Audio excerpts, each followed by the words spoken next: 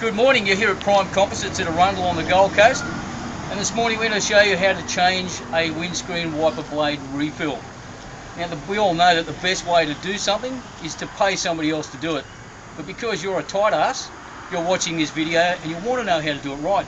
So step one, we'll remove the existing blade from the vehicle. Make sure you've got a replacement of a suitable length, so at least a suitable length. It's not much good getting one that's too short. You can't stretch them too hard. Now step two is you remove the old blade.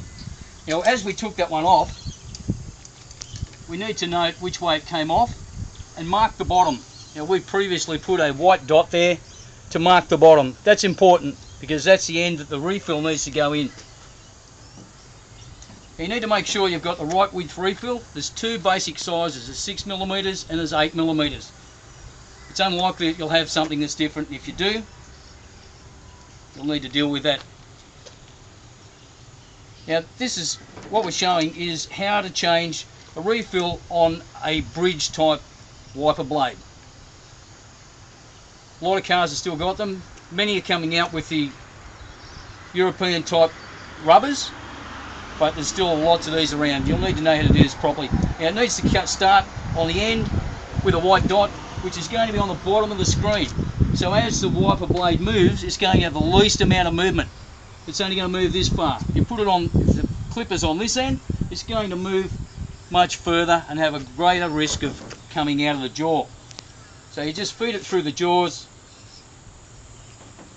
and as you do, move this little black clip back along. Don't take the black clip off before you start. You'll end up with a bundle of parts in your hand that you won't be able to handle. Just gently feed that through. If you have to struggle with it, something's probably not right. At this point you say, my God, it's too long. I get that all the time, but you'll get over that. Take the little clips off as you get along. You can throw them away.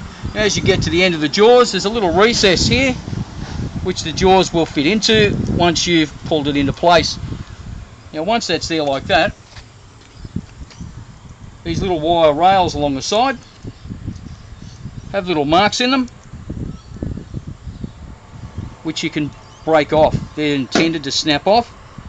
And with a pair of pliers, and hold it as close as you can to the line, both your finger and the pliers, and snap it off.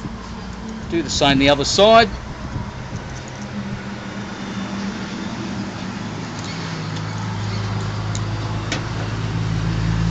Then you grab our super duper scissors.